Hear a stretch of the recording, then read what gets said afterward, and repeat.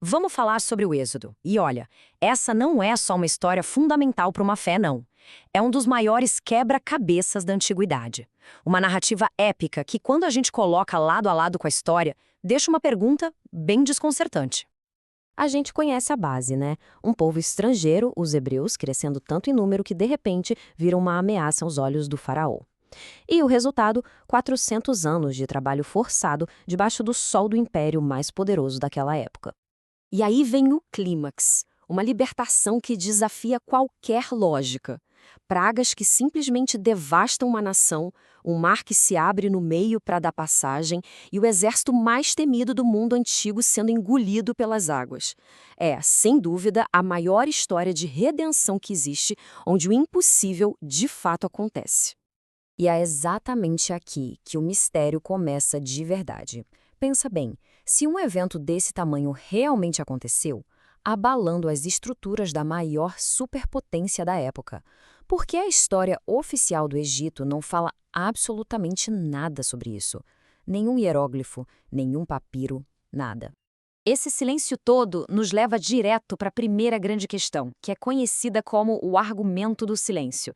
Será que a falta total de evidências significa que o evento simplesmente nunca aconteceu?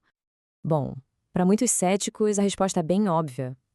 Um evento que significou a perda de uma força de trabalho gigantesca e a aniquilação do exército do faraó, isso teria deixado marcas por toda parte. Para eles, o silêncio dos egípcios é a prova final de que não aconteceu. Mas e se esse silêncio não for uma falha na história, e sim a própria pista? Existe uma teoria bem ousada aqui, a de que a ausência de registros não prova que nada aconteceu. Pelo contrário, para os egípcios esse silêncio seria a reação mais lógica e esperada.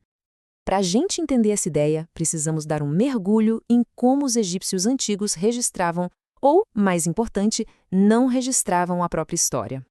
E aqui está a chave para entender a mentalidade deles. Um nome não era só uma etiqueta, era a essência, a alma da pessoa. Apagar o nome de alguém de um monumento ou de um registro não era só censura, era um ato de aniquilação, sabe? Era condenar aquela pessoa ao esquecimento eterno, tanto aqui na Terra quanto na vida após a morte. E aí, chegamos ao ponto principal.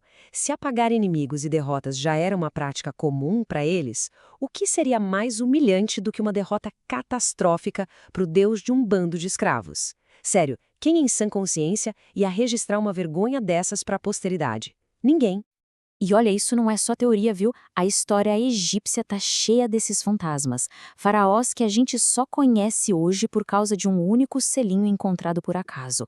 Governantes superpoderosos, como a grande rainha faraó Hatshepsut, que os sucessores dela tentaram apagar completamente da história. Eles eram mestres em reescrever o passado. A pergunta, então, fica no ar, né? Se os egípcios conseguiam fazer os próprios reis sumirem da história, por que eles não fariam exatamente a mesma coisa com o povo escravo que os humilhou e conseguiu escapar? Beleza. Se a gente aceita a possibilidade de que a história possa ter sido apagada, a próxima pergunta é: quando isso aconteceu? E é aqui que o mistério fica ainda maior, porque temos duas linhas do tempo completamente diferentes em jogo. Basicamente, existem duas grandes teorias na mesa. A mais famosa, aquela que a gente vê nos filmes, aponta para o século XIII a.C., no reinado do grande Ramsés II. A pista principal para isso, a Bíblia fala que os hebreus construíram uma cidade chamada Ramsés. Mas tem outra teoria, baseada na cronologia dos próprios textos bíblicos, que aponta para bem antes, lá para o século XV a.C. Tá, mas e a cidade de Ramsés? Bom, isso pode ser uma coisinha que os historiadores chamam de anacronismo.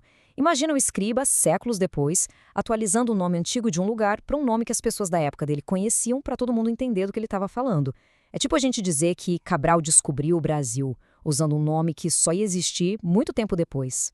Então, vamos explorar um pouco mais essa outra linha do tempo, seguindo as pistas que apontam para essa data mais antiga, lá no século XV a.C. O argumento principal para essa data antiga vem do livro de Reis. Ele dá um ponto de partida bem claro: a construção do Templo de Salomão, por volta de 967 a.C. O texto diz que isso aconteceu exatamente 480 anos depois do Êxodo. A matemática é simples. 967 mais 480 leva a gente direto para meados do século XV a.C. E não para por aí, viu? Não é uma referência isolada. Outras passagens bíblicas, quando a gente analisa com calma, reforçam essa mesma linha do tempo. As peças desse quebra-cabeça textual parecem se encaixar perfeitamente em torno dessa data mais antiga. Ou seja, resumindo, temos pelo menos três referências internas diferentes que apontam consistentemente para a mesma época. Tudo isso contra uma única menção ao nome Ramsés, que, como vimos, pode ter uma explicação bem simples. E é aqui que tudo parece se encaixar. Uma data no século XV coloca o Êxodo bem no meio da 18ª dinastia do Egito. Uma dinastia que subiu ao poder justamente por expulsar governantes estrangeiros e que era conhecida por ser extremamente xenófoba. Eles tinham um motivo perfeito para oprimir um povo estrangeiro e, mais importante ainda, para apagar qualquer vestígio de uma derrota vergonhosa para eles. E isso nos deixa com uma possibilidade, no mínimo, intrigante.